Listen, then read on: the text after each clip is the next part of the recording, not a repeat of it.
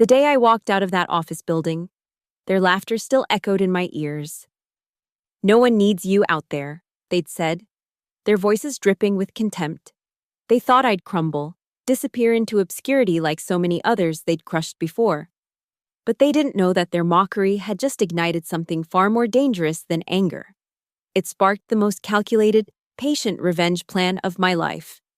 3 years later, I'd own everything they'd built, and they'd be signing their names on my payroll.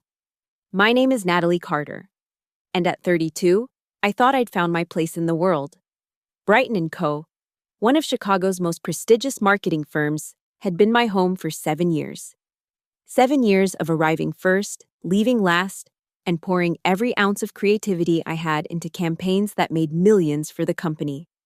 But on that Tuesday morning in March, sitting in Conference Room A, with its floor-to-ceiling windows overlooking the Chicago River, I learned exactly what all that dedication was worth. So, Natalie, Douglas Reed, our CEO, leaned back in his leather chair, his gray eyes already dismissive before I'd even started. "You requested this meeting. What's so urgent?" I'd rehearsed this presentation 100 times. My hands were steady as I clicked through the slides, outlining a revolutionary digital strategy that could capture the emerging Gen Z market. It was bold, data-driven, and unlike anything Brighton had done before. "This is ambitious," I said, my voice clear and confident. "But I've run the numbers. We could increase client engagement by 40% within 6 months. That's when I heard it, the first snicker. Mark Holloway, our creative director, wasn't even trying to hide his smirk. His perfectly styled hair caught the morning light as he shook his head. "Natalie," he said, drawing out my name like he was talking to a child. "This is cute. Really. But Brighton & Co. has a reputation to maintain. We don't chase trends." Karen Lowe from HR jumped in, her red nails tapping against the mahogany table. "Besides, our clients trust us for traditional excellence. They don't want some experimental approach from someone who doesn't understand the bigger picture." "I've been here 7 years," I said, feeling the heat rise in my cheeks. "I've worked on every major account. As support staff," Douglas interrupted. "There's a difference between executing ideas and having vision. Natalie, perhaps you should focus on what you do best: following directions." The room erupted in that particular kind of corporate laughter, not quite genuine, but cruel enough to cut deep. They passed glances between them, these 3 people who controlled my career, my future, my worth in this industry. I stood there for a moment, my presentation still glowing on the screen behind me, watching them already turn to their phones, dismissing me before I'd even left the room. 7 years reduced to a punchline. "You know what?" I heard myself say. "You're right, there is a difference between executing ideas and having vision." Douglas looked up, surprised I was still talking. "The difference is that I have both, and you're too blind to see it." I closed my laptop with a snap. "I quit." The laughter stopped for exactly 2 seconds before it came back harder. "Meaner." "You quit?" Karen actually wiped tears from her eyes. "Oh, honey. Do you have any idea what you're doing? No one's going to hire you without our recommendation." "She's right," Mark added, standing up and straightening his tie. "What are you going to do? Start your own company?" More laughter. "With what? That salary we've been overpaying you?" Douglas stood too, walking to the door and holding it open for me, not out of courtesy, but dismissal. "No one needs you out there, Natalie. But hey, when you're done playing entrepreneur and need a job, maybe we'll have an intern position available." I gathered my things slowly, deliberately, memorizing every detail of their faces. Karen's condescending smile, Mark's casual cruelty, Douglas's absolute certainty that I would fail. As I walked through the door, their laughter followed me down the hallway, past the cubicles where my former colleagues avoided eye contact, into the elevator where I'd spent 7 years riding up to what I thought was my future, standing in the lobby, looking up at the Brighton & Co. logo etched in gold. I made myself a promise. They thought they'd broken me. They thought I'd disappear. They had no idea what they'd just created. The first month after leaving Brighton & Co. was a masterclass in humiliation. My savings account had $3,847. My rent was $1,800, and every job application I sent out seemed to vanish into a black hole. Word travels fast in Chicago's marketing circles, and Douglas Reed had made sure everyone knew that Natalie Carter was difficult to work with and lacked professional vision. I found myself at a Starbucks on North Michigan Avenue at 5 a.m., tying an apron around my waist. The manager, a 23-year-old named Tyler, showed me how to work the espresso machine with the patience you'd show a grandmother learning to use a smartphone. "You'll get the hang of it," he said cheerfully, not knowing that 6 weeks ago I was presenting million-dollar campaigns to Fortune 500 companies. The universe has a cruel sense of humor. My third day. Karen Lowe walked in, her Prada heels clicking against the floor. She recognized me immediately, and I saw the delight bloom across her face. "Natalie, oh my God, is that you?" She turned to her companion, another Brighton executive. "This is the girl I told you about, the one who thought she could compete with us." I forced my hands to stay steady as I wrote her name on the cup. "What can I get you, Karen?" "Skinny vanilla latte, extra hot, you know." She leaned forward conspiratorially. "Douglas still laughs about your little exit. We use it as a cautionary tale for new hires." After she left, I stood in the bathroom stall and let myself cry for exactly 90 seconds. Then I washed my face and went back to making coffee for people who used to be my peers. Evenings were for my second job, online tutoring for high school students at $15 an hour. Between shifts, I wrote freelance copy for anyone who would pay. Pest control companies, dental offices, a guy selling homemade hot sauce. Each $50 article was a small victory against the voice in my head that sounded suspiciously like Douglas Reed. But late at night, in my studio apartment with a radiator that clanged like a ghost, I did something else. I documented everything I knew about Brighton & Co., every shortcut they took, every client they'd overcharged, the way they inflated billable hours, Douglas's tendency to take credit for junior employees' ideas, Mark's cocaine habit that everyone pretended not to notice, Karen's affair with a married client. I filled notebook after notebook with observations from 7 years of being invisible in meetings, trusted with passwords, copied on emails they forgot I could see. They'd dismissed me so thoroughly that they'd never been careful around me. I was furniture, and furniture doesn't have memory. 3 months in, I ran into Elena Martinez at Whole Foods. We'd worked together briefly at Brighton before she left for another agency. She was the only one who looked me in the eye. "Natalie, Jesus, I heard what happened. Those assholes." I laughed, but it came out bitter. "Yeah, well, I'm surviving." She studied me, really looked at me. "You're planning something." "I don't know what you mean." "I've seen that look before. My sister had it right before she took down her ex-husband in divorce court." Elena grabbed my hand. "Whatever it is, you need help. Call me." I wanted to trust her, but trust was a luxury I couldn't afford. Not yet. The 4th month, I got evicted, not dramatically, I simply couldn't make rent. As I packed my things, I found the business card Douglas had given me my first day at Brighton. "Welcome to the family," he'd said. I moved into a friend's basement in Pilsen, sleeping on an air mattress that deflated every night around 3 a.m. But I kept writing, kept planning. Every humiliation was fuel. Every rejection was data. Every pitting look from former colleagues was a reminder. One night, after a 12-hour shift at Starbucks followed by 4 hours of tutoring, I sat on that deflating air mattress and opened my laptop. I had $732 in my account. A folder full of insider knowledge about Brighton & Co., and a rage that had crystallized into something harder than diamond. I started typing, business plan, Northwind strategies. They thought they'd broken me. They thought I was nothing without them. But they'd made one crucial mistake. They'd shown me exactly how they operated, every weakness, every vulnerability. And I was done crying in bathroom stalls. The bank loan officer didn't even try to hide his skepticism. "Ms. Carter, you're asking for $50,000 with a studio apartment as collateral. An apartment you don't even live in anymore. I still own it, I said, sliding the deed across his desk. It's worth $70,000 to start a marketing company with no clients, no team, and he glanced at my employment history. Currently working at Starbucks. Every word was true. On paper, I was nobody. But I'd learned something important during those months of humiliation. When you have nothing left to lose, you become dangerous. Give me 5 minutes, I said. Let me pitch you. Maybe it was pity.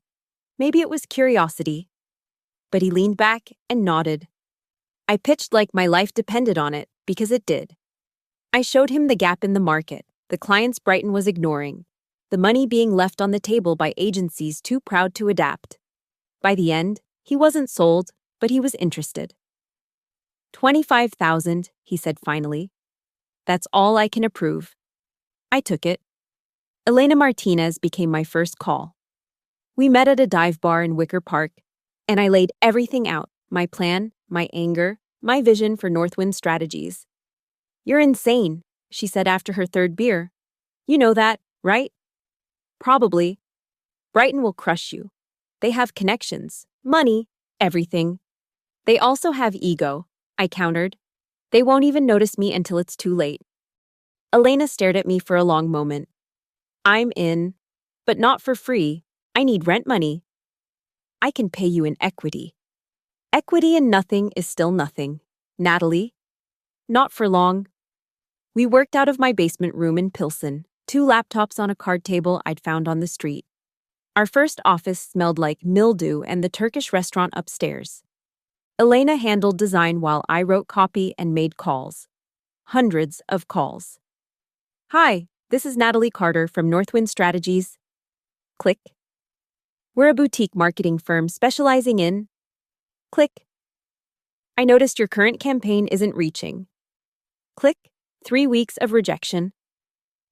The money was bleeding out fast, incorporation fees, website hosting, business cards we couldn't afford but needed to look legitimate.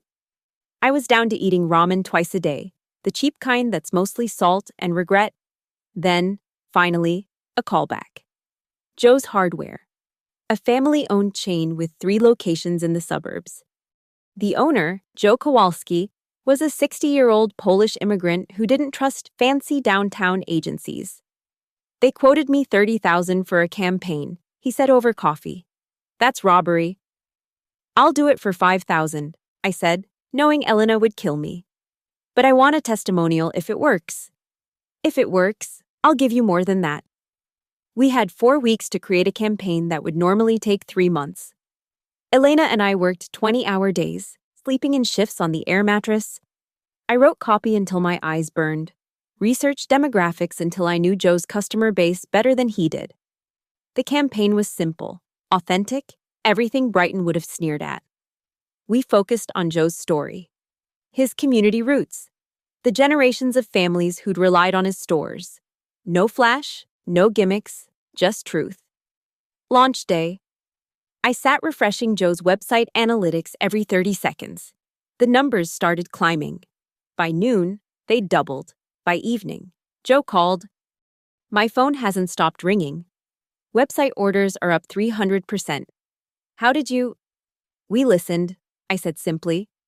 We paid attention to what actually matters. Word spread, Joe told other small business owners. They were tired of being overcharged and underserved by big agencies. Northwind's second client came 2 weeks later, then a third.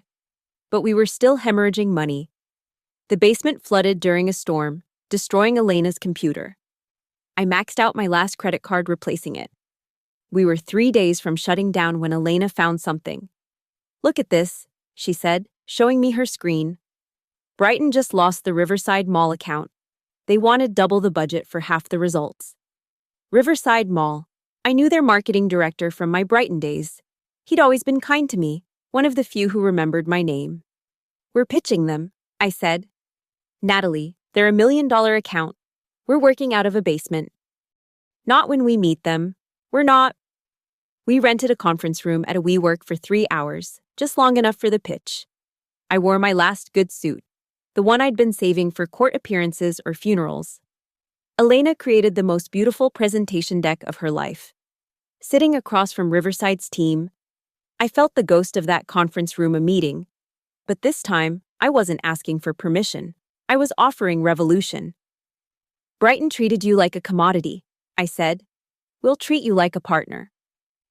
2 weeks later, we got the call.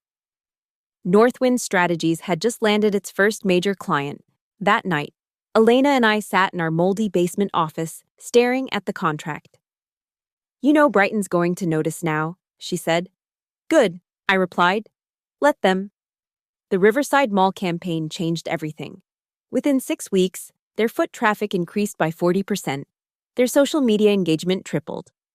The marketing director, Tom Brennan, called me personally. Natalie, I've been in this business 20 years. This is the best ROI we've ever seen. Whatever Brighton was charging us, you've earned double. But I didn't want double. I wanted something better. I wanted him to talk. And Tom Brennan loved to talk. At an industry mixer 2 weeks later, he cornered every marketing executive in Chicago to tell them about Northwind Strategies. This little firm, just 2 women in a basement, they're doing what Brighton couldn't do with 50 employees. The calls started coming, real calls from real businesses, a local restaurant chain, a boutique hotel group, a tech startup that Brighton had dismissed as too small. Elena and I finally moved out of the basement into an actual office, a modest space in a Logan Square building. But it had windows and working heat.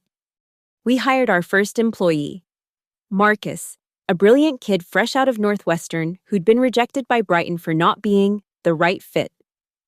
They said I was too unconventional, he told us during his interview.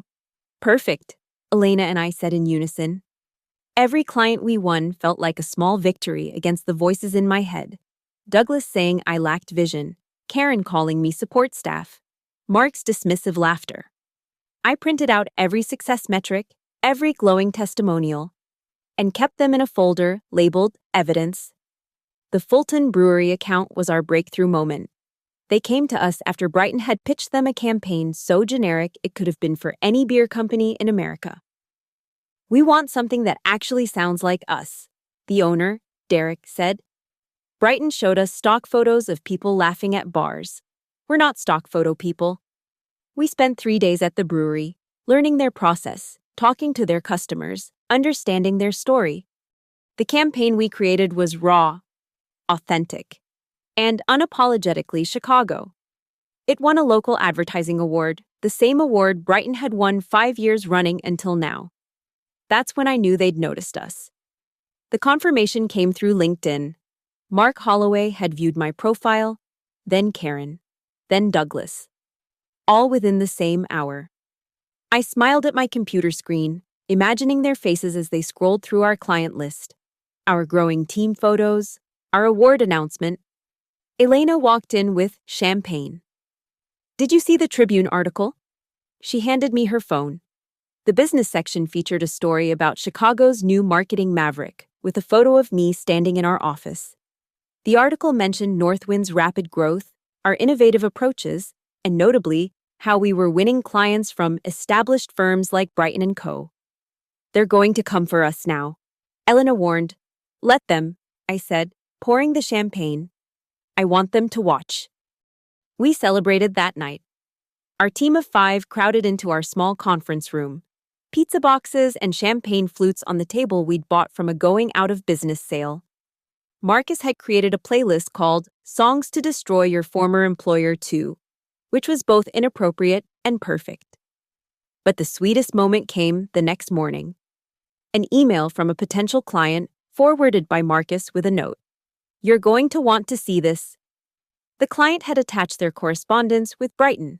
Douglas himself had pitched them, desperately undercutting their usual prices, promising resources they'd never offered before.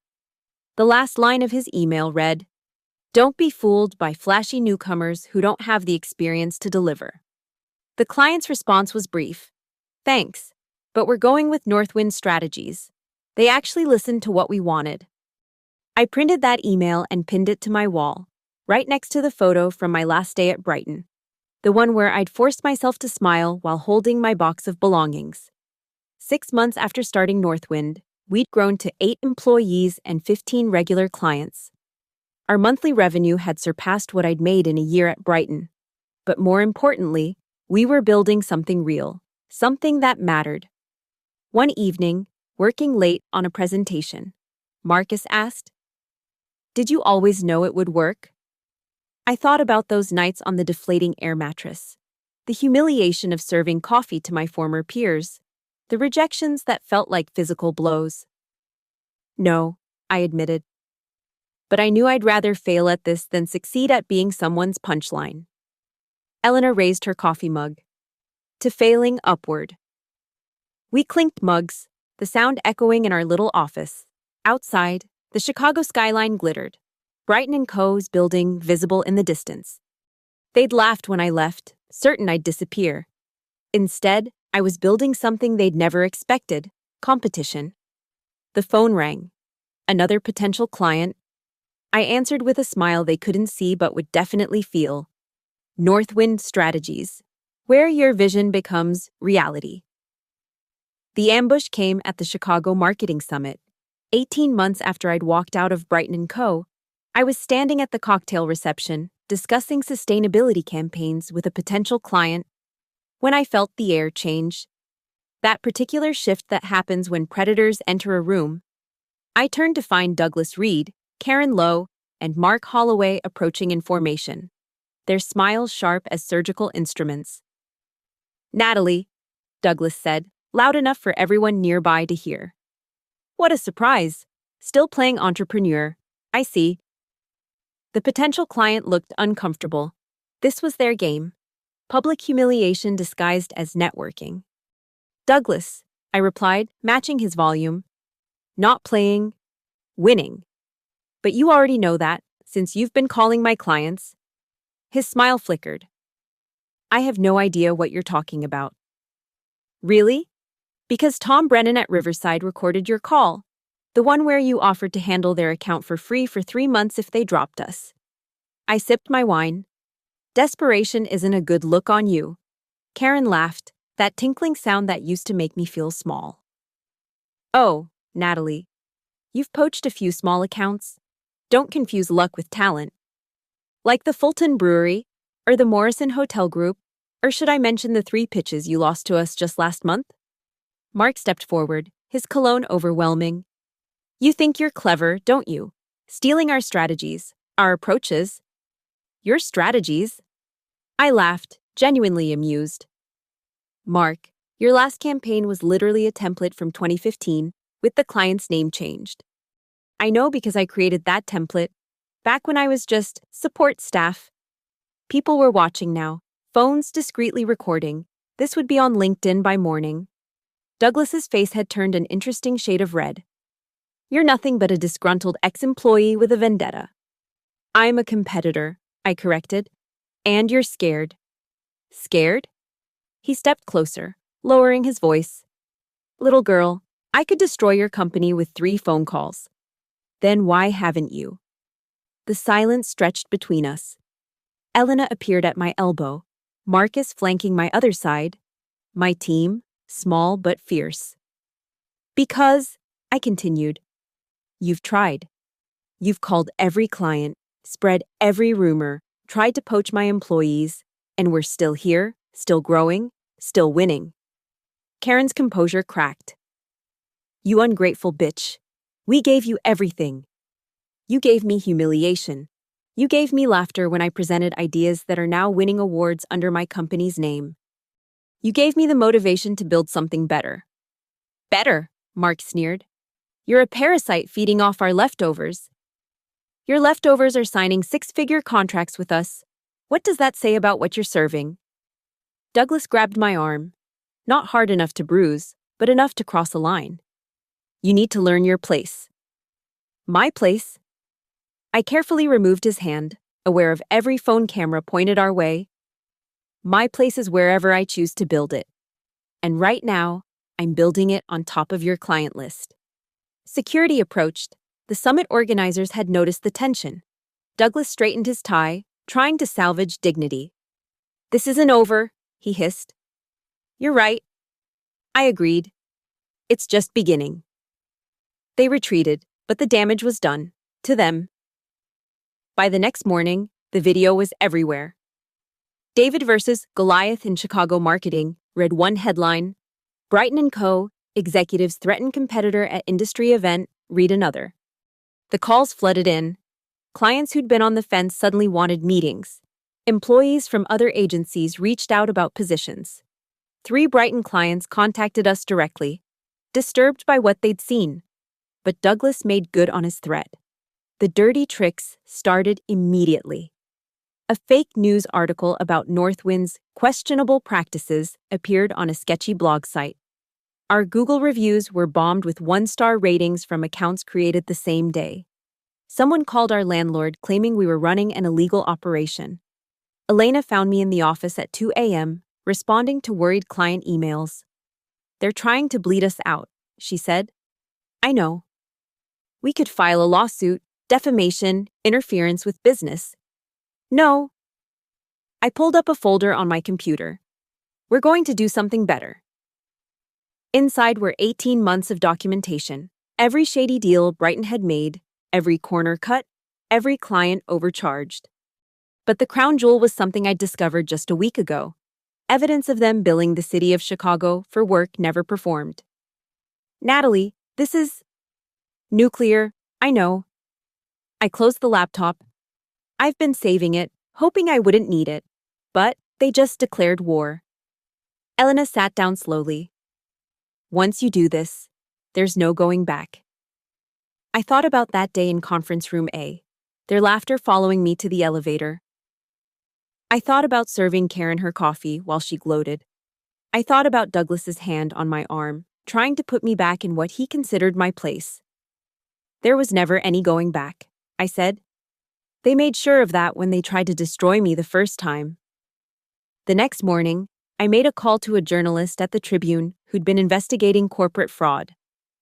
I have a story for you, I said, about Brighton & Co. The Tribune journalist, Sandra Williams, met me at a coffee shop in River North, not the Starbucks where I'd once served lattes to my former colleagues, but a quiet place where secrets could be exchanged without witnesses. You're taking a huge risk, she said, reviewing the documents I'd copied onto a flash drive.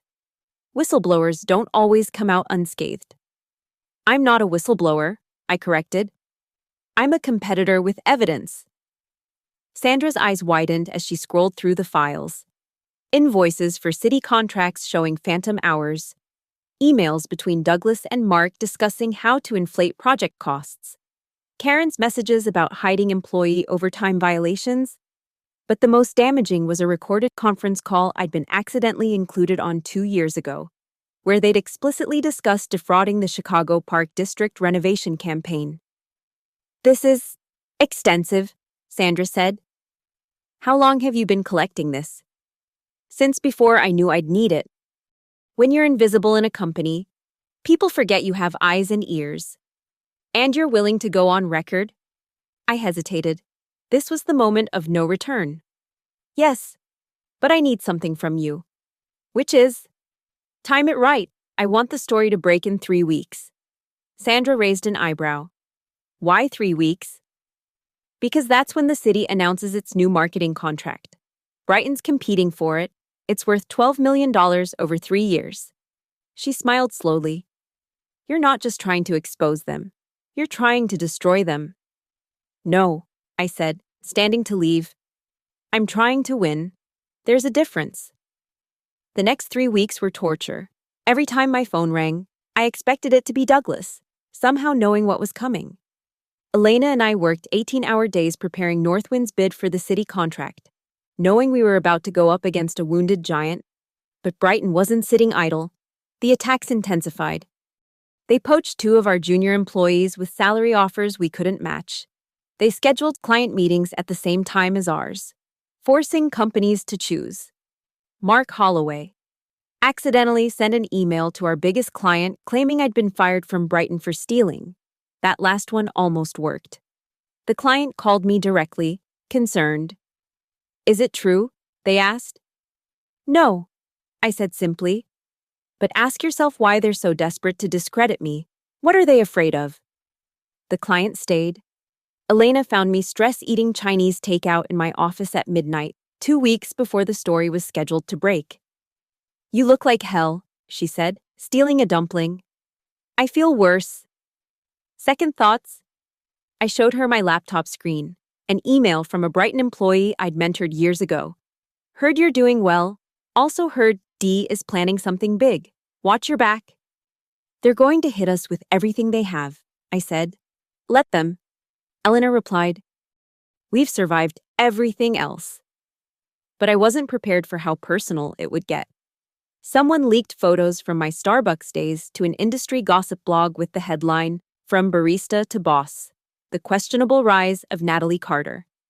They'd even found my old dating profile, posting screenshots with mocking commentary about my desperate ambitions. Marcus brought me coffee the morning that story went viral. You okay, boss?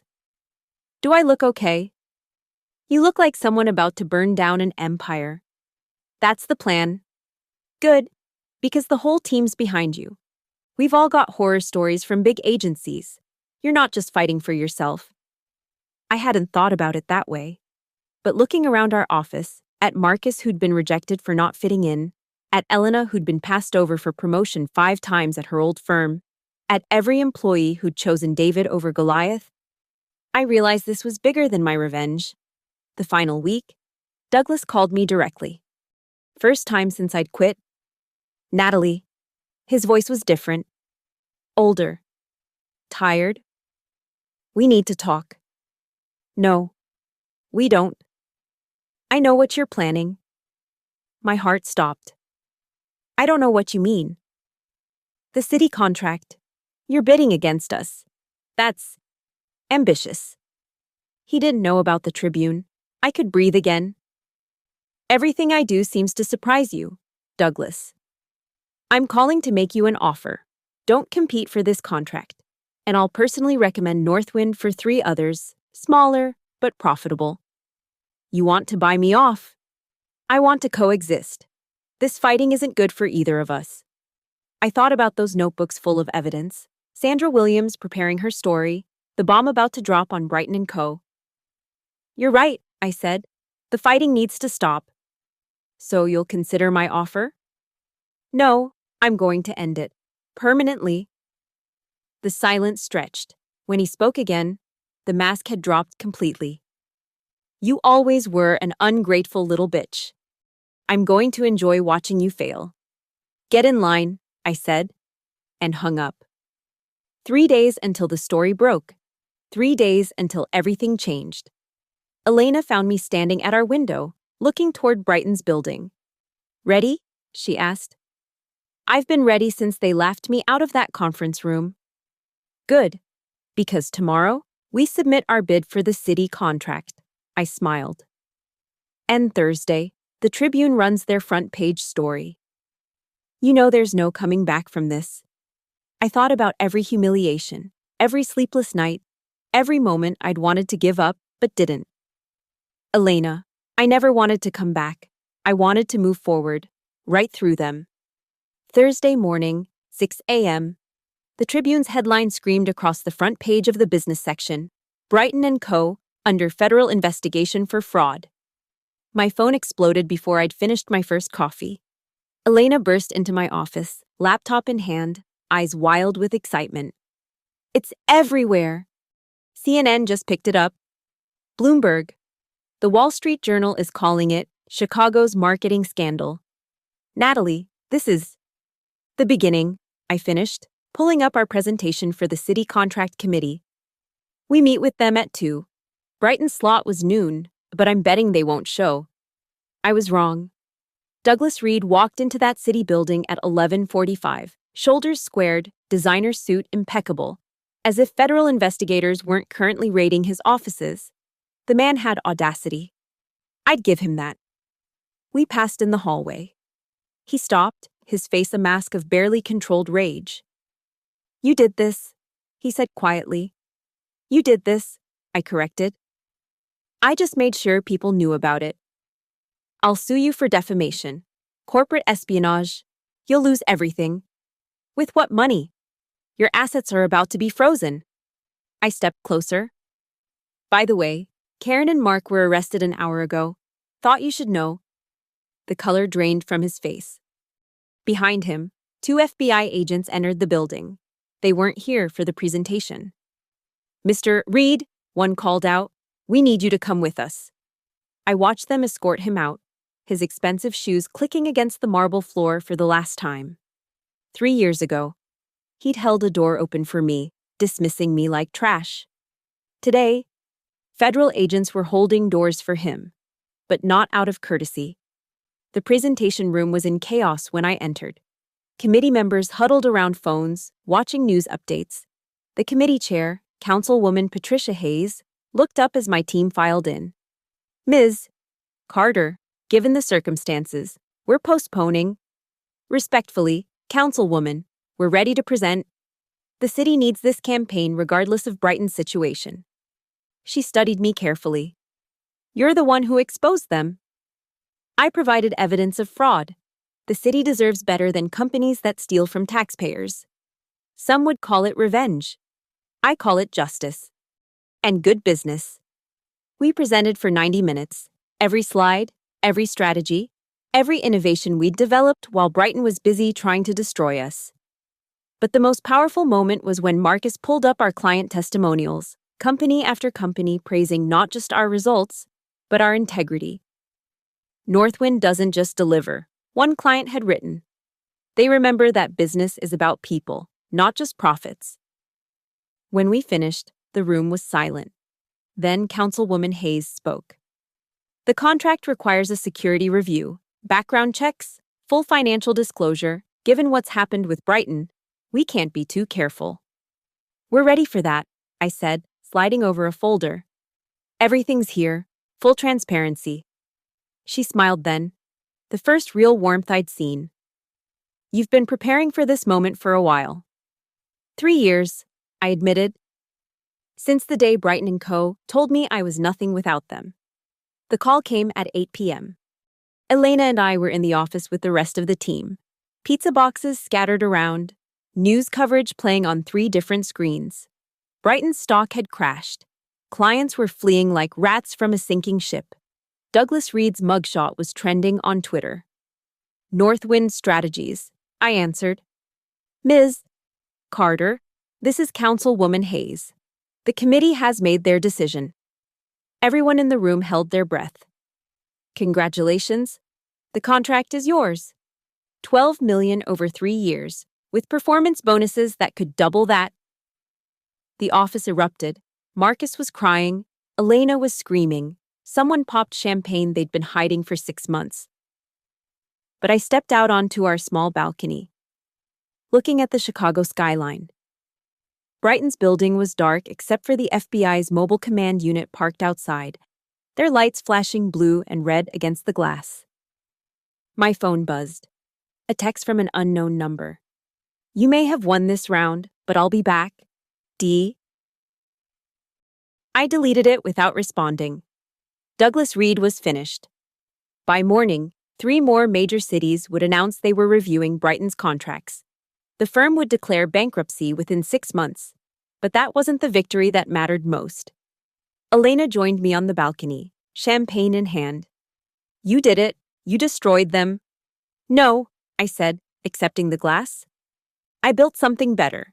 They destroyed themselves the day they decided I wasn't worth respecting. Inside, our team was dancing, celebrating, planning how to handle a contract bigger than anything we'd dreamed. Tomorrow, we'd need to hire 20 new people. We'd need bigger offices. We'd need to become the company Brighton never thought we could be. But tonight, we'd earned this moment. The morning girl who'd served coffee to her tormentors. The entrepreneur who'd slept on deflating air mattresses. The woman they'd laughed out of their conference room. Hey, Natalie, Marcus called out. Channel 7 wants a statement. What should I tell them? I thought for a moment, then smiled.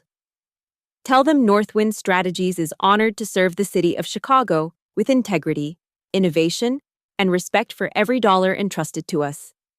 I paused. and tell them we're hiring. 6 months later, I stood in the marble lobby of 450 North Michigan Avenue, holding a different kind of document than the resignation letter I'd carried 3 years ago. This was a purchase agreement. Brighton & Co. had lasted exactly 186 days after the FBI raid. The bankruptcy auction was swift, brutal, and sparsely attended.